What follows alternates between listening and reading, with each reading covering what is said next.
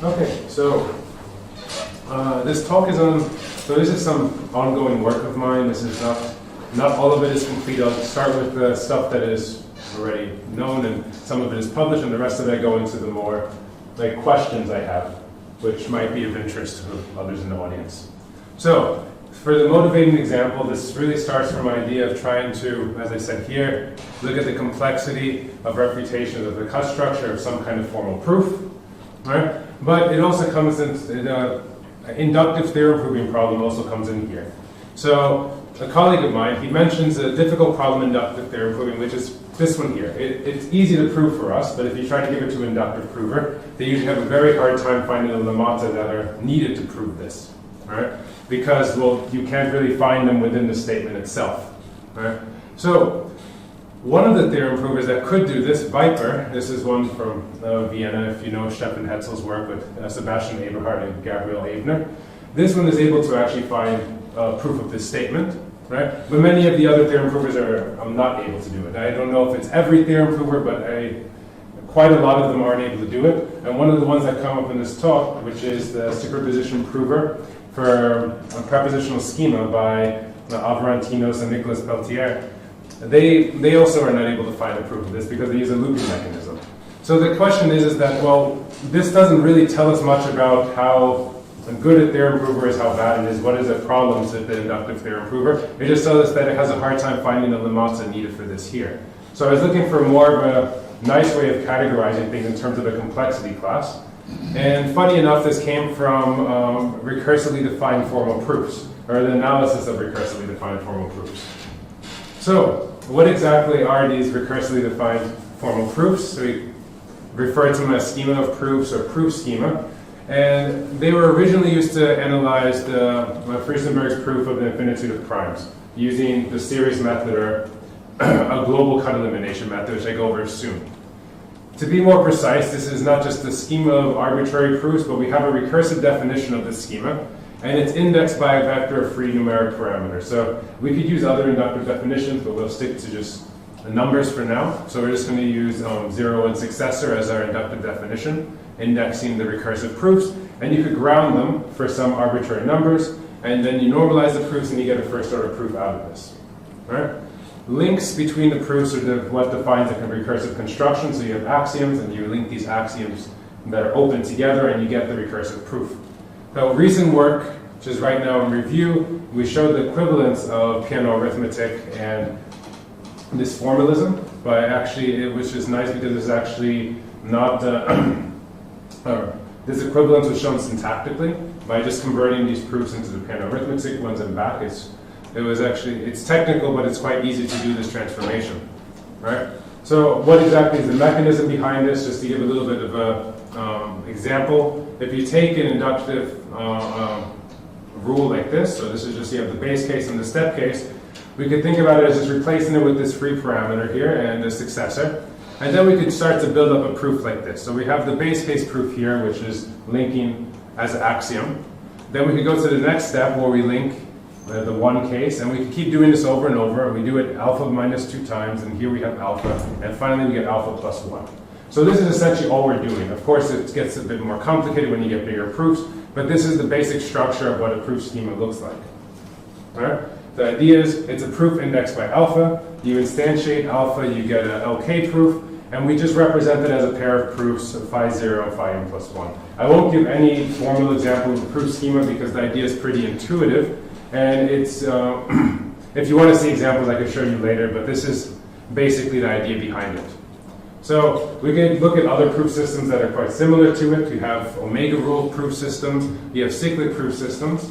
Right? So omega rules being infinitely wide, this is not really what we're looking at here. And for cyclic proofs, we don't really consider infinite descent because we're looking at finite proofs, but just a recursive construction of these finite proofs.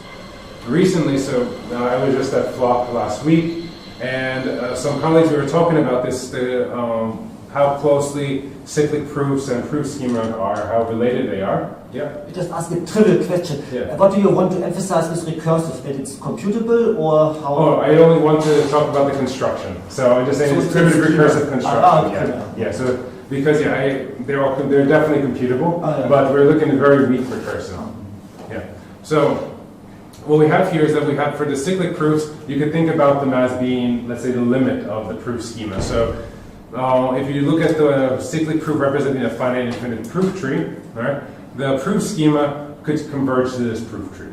So this hasn't been proven yet, this is just stuff that came up in conversation, and it seems, at least for trivial examples, we were able to do this. So probably this is, here is future work to actually work this out, but intuitively this seems to be the case. But what I want to get at here, and this is where it gets to the main part of this talk, is that you can look at the formula occurrence tracking of proof schema and compare it to other ones where it's very easy to actually track formula within a proof schema compared to these other formalisms.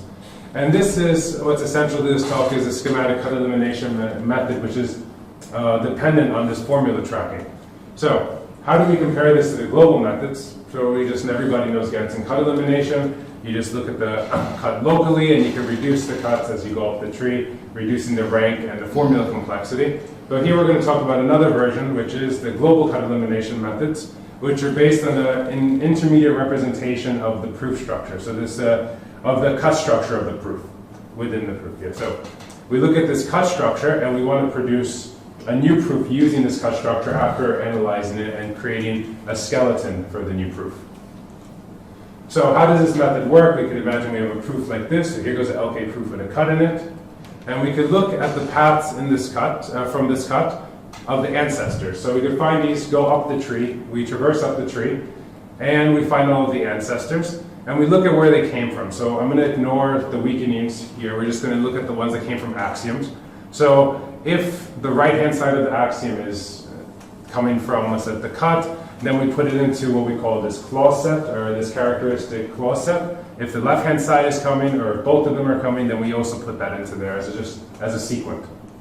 All right.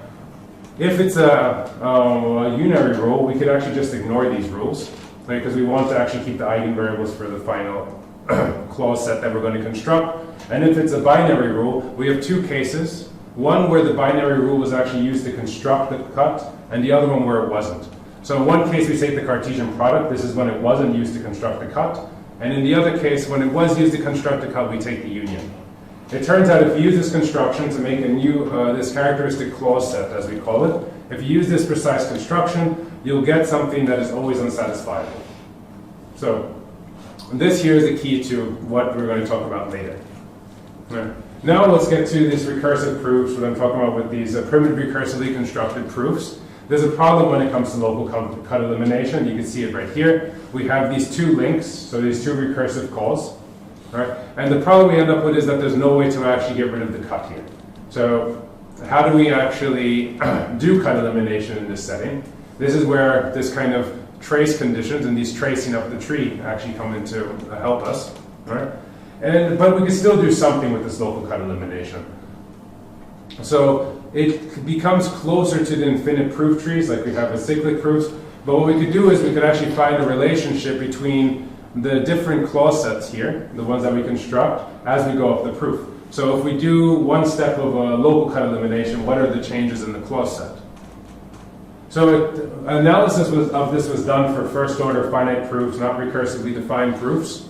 All right? Where what we do is that as you change the proof, you go up, and you actually could map the clause set from the first clause set extracted to a clause set after transformation, and you actually get a subsumption relationship. So as you go up, you get a clause set which is larger and larger, in some sense simpler. It has more cuts in it, technically, because then when you get to the top, you only have atomic cuts. We're not eliminating any cuts.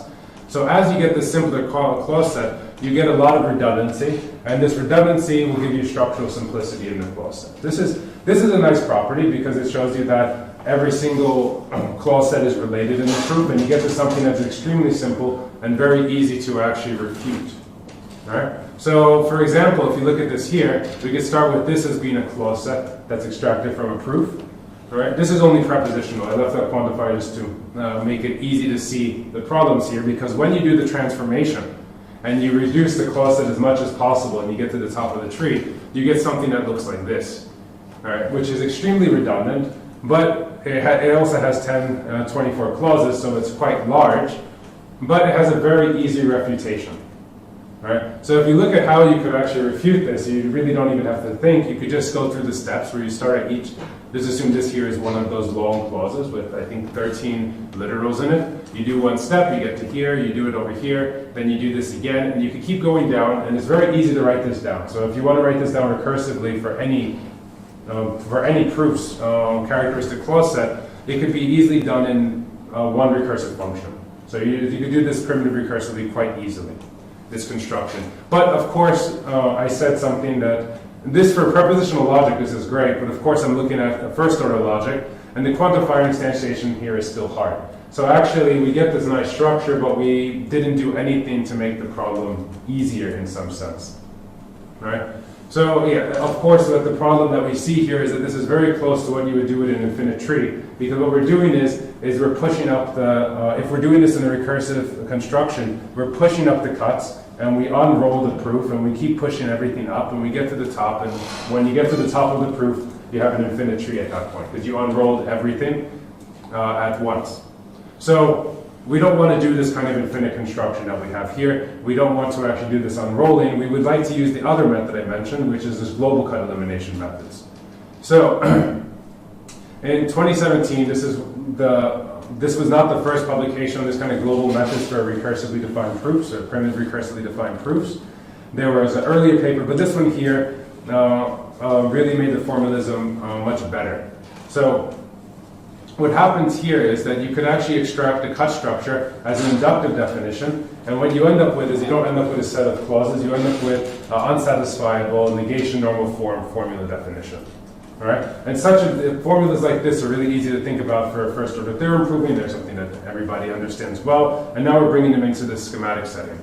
So what you could do here is you could look at this up here is the cut structure as a formula. Right? And each one of these, the F1 through F alpha, those are instances of that formula instantiated by the terms that are necessary for the refutation. You can think about this as a Herbrand conjunction in the antecedent of the cut formula. These here are cut-free proofs, these phi 1, such that we ignored the cut structure and we just turned the cut structure into a formula. So instead of making the normal cuts that we would have made, we just pushed it into a formula, and this here is the recursive definition just in this proof here. So we just made a new proof scheme, or a new recursively defined proof, and we put it here, and then we could just go through, cut out the cut structure for every instance necessary to prove it, and then we get the proof here. Each one of these is only an analytic cut. There's no quantifiers in it, so everything worked out very nicely. All right? But the problem, of course, is how do we get this up here? This is actually the hardest part. This here is easy to do constructively. You can easily construct this here. This here is the hard part to actually get this proof. Of course, it's undecidable to prove these kind of statements. So we want to look at the complexity of these. So here we have, this is a sigma 1 formula. It's unsatisfiable. And and all it has is the quantifier instantiations. So how to deal with this formula here? Well, what they did in this previous work I mentioned, this is the 2017 work by Alexander Leitch, Nicolas Peltier, and Daniel Veller. All right. What they did there is that they used a superposition prover for recursively defined clause sets, and they were able to get a complete solution to this problem in some sense. As you can see, that this I'll show later that this is actually quite a weak system, and we actually get a characterization of the complexity of different formulas and show that system is in a very weak complexity class. So how do we deal with this? All right, well, you could pick a theorem prover. So this is what we did in this 2016 paper. We pick a theorem prover, and you can get a refutation of the formula, of course, for any instance. Not the whole formula, not for every instance, but only for any of the instances you choose. So we can look at this very simple problem called the eventually constant schema. We chose it as a weakening of the pigeonhole principle. And all it says is that, well, if you have a totally monotonically decreasing function, eventually you're going to get two positions equal. Right? Well, it has a range here which is limited. So you're always going to get two positions that are going to be equal. So of course it is trivial to prove. We could make it a little bit weird by adding in a cut formula like this. I won't give the formal proof here, but just the cut formula, so see, it just exists for all cut. Not too complicated. And then we get this as the cut structure as an inductive definition. So I highlighted the important things to look at here. So essentially this clause here is what we're using to get the equivalence. All right? So essentially if these two are equivalent, then it implies that they're equivalent for that value of f. We have over here, this is the base case of it. And here is how we step down, where we say, well, if it's not less than n plus 1, then it must be either equal to n or less than n, and so on. And you can step down, and then at the top of it, we have this distinction here that every single one of them is either equal to or less than. And here goes the call to the previous, to this above definition.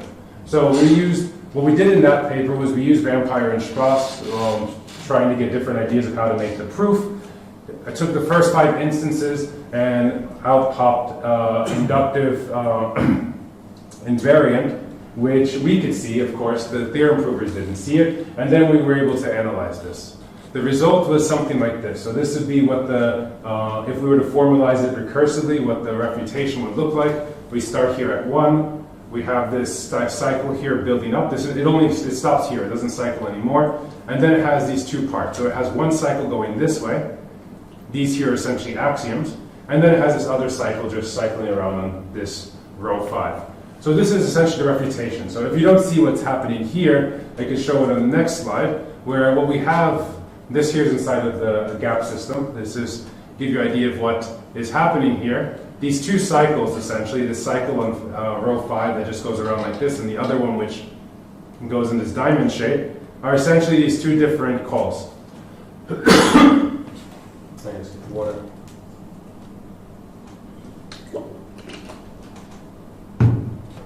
One of the calls, one of the recursive calls in the refutation here, as you see, it just has g. So it just goes and it puts 1g. The other one puts 2g's, which is very hard to read. It was actually very difficult to get this on this slide, as you can see. But so you have the 2g's here, and you have 1g here, and essentially what you're having is this branching. So it's like building a binary tree. Right? And that is part of the difficulty of this refutation, is that this building of the binary tree, of course, makes it so there's exponential growth as you go towards the leaves, and you get a very, very big proof tree. So exactly how big it gets, so now you know where the diagram of the t-shirt came from. It's, as you see here, you have the case 2, you have 4, you have 8, 16, 32, and so on. So this is the first 7 instances here, and you can see it just has an exponential growth. So this is it seems like a trivial problem, but then it becomes quite difficult for a theorem prover to handle. And it turns out that, Viper, even though Viper is amazing when it came to this simple example, x plus x example, after 5 days of writing Viper, it didn't get anywhere, and it just couldn't find this proof.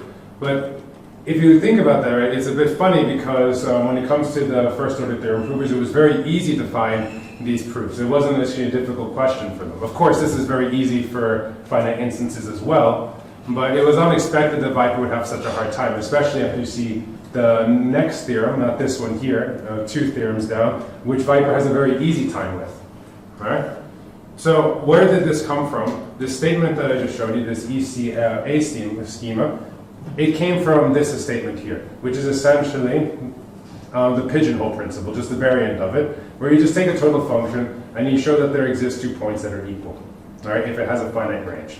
This is just the variant of the pigeonhole principle, and this is how it would look like as a recursive definition when we extract the cut structure, or inductive definition. All right, and you see the same kind of structure here. We have this point here says these 2 are not equal. Then we have a condition on the ordering of the numbers. And where is the other one? Okay, I think it's this one here. Ah, yes, that's right, because we have over here, this one here is the construction. So if we go back to this definition over here, you see here we have the distinction between the 2 parts. And when we go over here, this distinction becomes a list. So we have a distinction that is either n, n minus 1, n minus 2, so on, all the way down to 0. All right? So how do you actually construct a refutation of this? So this, I'm not saying it should be easy for anything. As you can see, it's I sigma 2. This is quite a hard problem. And I am able to construct a refutation of this recursively. It's just very difficult and required a much more complex system, which I won't go into now. I want to just use this as a motivation for the next example, because it looks like this. So if we draw it as an automaton, this is not actually what the proof would look like, but this is just a representation of how the steps would go. The problem is right here, of course. You have a mutual recursion between the two. If you look at the previous diagram, it wasn't mutual. They just all go to this one point and there's a decreasing measure. But here, the decreasing measure is one level up. And this made it a little bit difficult to actually formalize this. But other than that, now let's get back to this theorem prover I mentioned before, the superposition schematic theorem prover, which was used for the 2017 paper, schematic cut elimination. So, the difference between the two of them, Viper, which is a very new theorem prover, it uses a tree grammar construction. So it looks at a cut-free proof that you produce with a theorem prover, makes a tree grammar based on the instantiations of the quantifiers, takes that tree grammar out, and then it works with this and tries to get an inductive invariant. This other one, the Aberantinos one, the superposition calculus, instead what it does is this takes a more traditional approach of looking for loop invariants, but in a novel way. So it's just looking at ways that it could actually decompose the formula, loop through it, and get a solution. Right?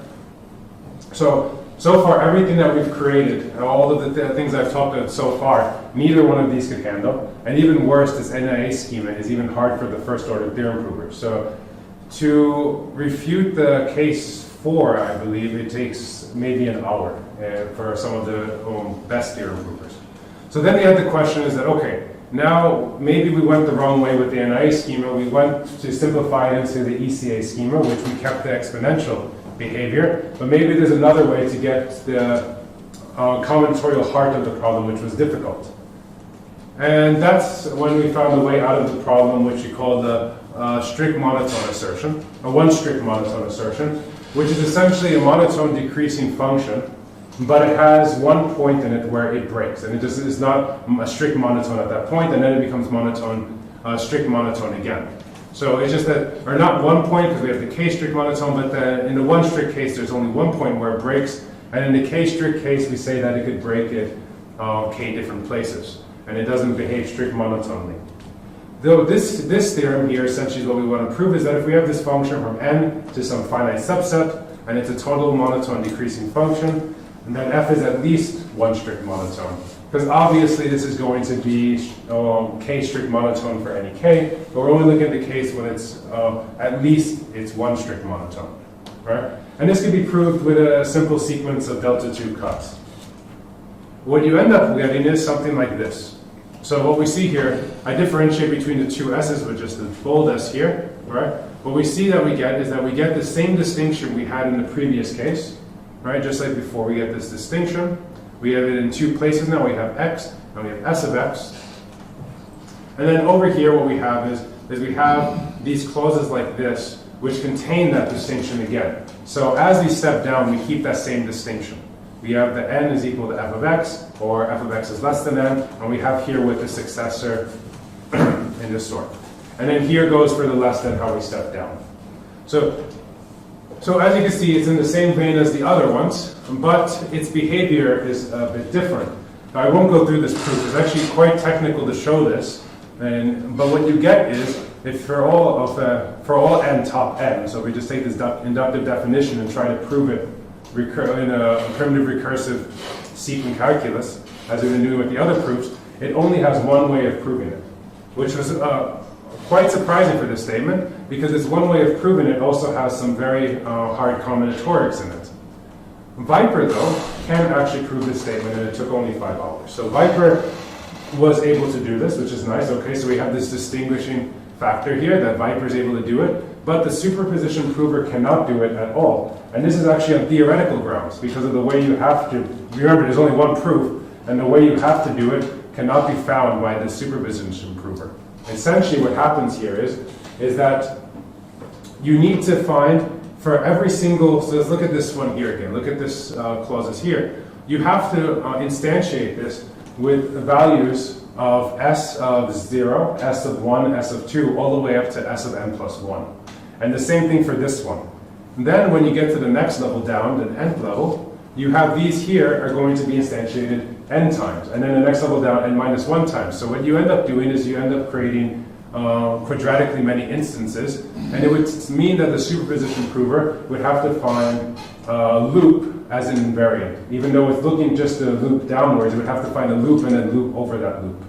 So this broke the loop discovery mechanism of this theorem prover, so it can't actually do it. So this statement could tell the difference between these two methods and gives us a concrete way of measuring this complexity of what they can handle.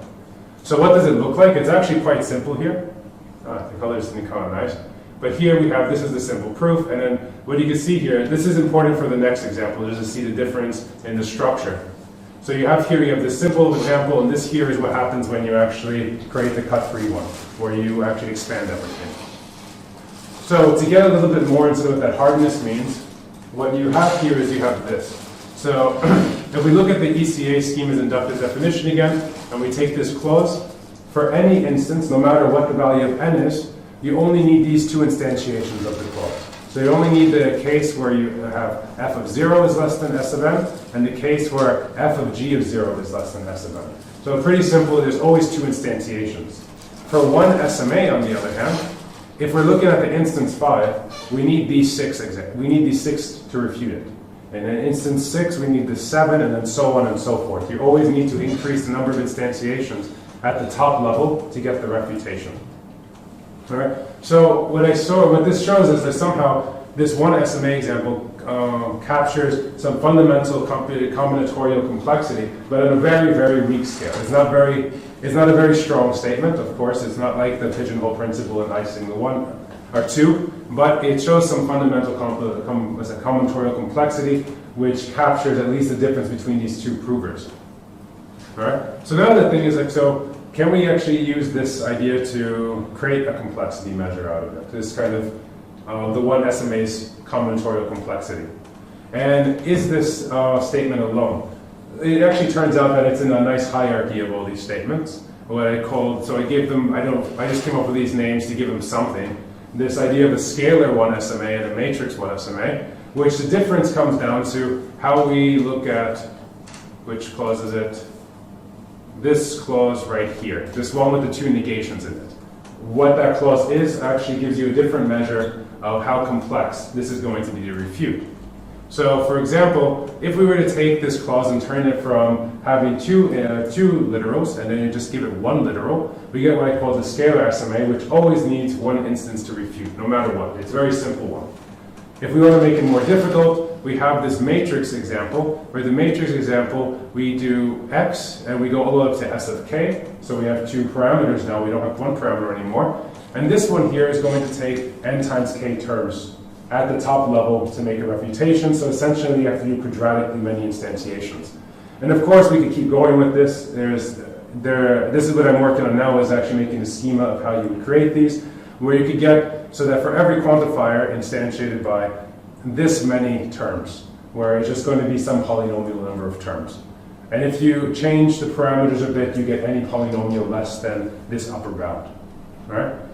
So, and if you look at this, this is interesting because of where this goes. So it might not be that surprising, but this hierarchy, it seems to converge to what you say the NIA schema that I had shown earlier, which has n to the n terms are necessary. This was shown a long time ago when I did my PhD, that I found the refutation requires exactly n to the n terms to refute, and each one of these seems to be a step in that direction of complexity. So what does that one look like? And the difference you can see here is, of course, there's this huge tail here. It's no longer really a circle, and that huge tail is essentially that quadratic behavior showing up inside of this. This here is the matrix 1 SMA. So finally, I get to the complexity measure that I've been building up this whole time. And it's essentially how hard it is to show that something is unsatisfiable. So as we see, when we looked at the earlier examples, it wasn't easy to show anything about how hard these are to be how hard it is to show that these are unsatisfiable. All right? But now when we look at this, after all these examples, we can see that there's some kind of pattern we can capture here about related clauses. So if we look at a clause set and we look at different instances of that clause set, all right, for the instantiations of the parameters, and we try to say clauses are related by some relation that I don't put here because actually I have one, but it's quite complicated to describe. But we say they're related somehow. And now this relation between the clauses, you give us an idea of how hard it is to refute it in the different instances. So you can imagine what this relation would be, for example, here, right? So of course this clause here is related to the S6 clause and the S7 clause. So we just say that all of the instances of this clause are related to each other. That's what the relation would say. And what we want to talk about is that they're somehow bounded, the number of instantiations needed is somehow bounded by the function like this. So O of f of n0 to nm, where those are all of the parameters necessary for the schema to be constructed. And we say, okay, so we say it has that level of unsatisfiability if each of the clauses is bounded by this value as well. So the number of instantiations of that clause necessary for refutation, right? And we're looking at the refutation when we actually instantiate it with some terms t0 to tm. So if we use this kind of measure of complexity, right, we see that the scalar 1 SMA is, of course, constant time on sat. The 1 SMA is linear time on sat. The matrix n times k on sat, so we could really say quadratically unsatisfiable. And interestingly enough, the ECA comes out as being 2 to the n unsatisfiable. And the NIA scheme, of course, like I said before, is n to the n. But unlike all of these cases here, so if we go through all of the SMA examples, the NIA example, these are kind of hard bounds, all of these. So this is really how hard it is, no matter what, if you look at subproblems. But the ECA schema kind of stands out in a special place because it isn't, the subproblems aren't that hard as you would expect as with the other ones. So if I was to take, for example, the 1 SMA and I was to go from the n to the n minus 1, it stays at the same difficulty, where ECA, there's ways to play with it to make it a simpler problem, right? So one way you could do that, for example, is if you look here, all right, you look at the top of the ECA schema. So remember, I said it's exponentially constructed. So for this, I will just go back to the example. Where is it? Yeah, so let's look here. So we have that as exponentially constructed. Imagine that we're actually on the top of the tree here, which we are. That's the n sequence down there. So we're at the top of the tree, and we're looking at these two cases that we could look. We could either go to the left or the right. If we were to take the left branch or the right branch, what we do is we actually are reducing to a simpler problem, but it's going to stay constant, the number of instantiations we needed to make. We still need to make 2 at the next level down, and then 4 at the next level under that, and so on, and so forth. So in actuality, what we see is that this example is just indexed by some recursive function. So if we go... Yeah. So we have this example is indexed by some recursive function. So that means is that in some sense, if we could find this recursive function, which we did before, we found that it's an exponential function, we see that it's easy to see this is in terms of that function, it's O of 1 unsatisfiable, because we just have to find the top terms and then everything else just falls out. All right? So all that mattered was to find out what we had to do with the top of the closed set, and then everything works once we have that function. But that means that you have to find that function, and if you don't find that function, well, it's in the O of 2 to the n class, because there are clauses that require 2 to the n instantiations. So what this points towards is the second hidden hierarchy here, which is this hierarchy where you find some kind of recursive function, let's just say primitive recursive for now to keep it simple, which fits into this, which makes the problem simpler in a way, makes it O of 1 or O of n instead of being a problem of much, much higher in the hierarchy. So, for example, we could get this O of n unsatisfiable if recursively, if we look at this and we look at some harder problems than NIA. We could try to make a hierarchy based on NIA, and then we get the next level up in the hierarchy. All right? So, what's interesting about that problem, though, is that possibly this shows us where we could actually attack these kind of inductive theorem proving problems. Possibly we could attack it at this recursive hierarchy, because this is the one that seems to be where you could do some work. Whereas this other one, for example, with the 1 SMA, this is just a hard problem, just like the pigeonhole principle is a hard problem. There's not much you could do about that. All right? So the conclusion, so what we see here is just this whole work was towards trying to find these distinguishing factors. So we did find some distinguishing factor here, which is this O of n unsatisfiability, which allowed us to show the limits of at least this loop class that the superposition prover uses. right? Where it has to discover the loop in a loop, even in a very simple problem that is not expected to be hard, but it cannot find it, right? And also we give, based on this, we gave this nice complexity measure, which I haven't tried many examples yet. I have to build more examples to test on the theorem prover, but it seems that somehow the way Viper was designed with these tree grammars in mind fits very nicely with this categorization. All right?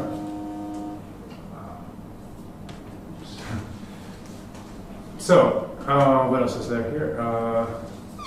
So what I would like to do, let's see, it's not easy to construct these, but if I look at the K on the NK on SAT, I wonder how this will be handled by existing theorem provers. This is just an open question. And then for the most part, I think everything past slide 25 is work in progress. So there's still much to be done. And if you have any questions, then yeah, thanks for your time.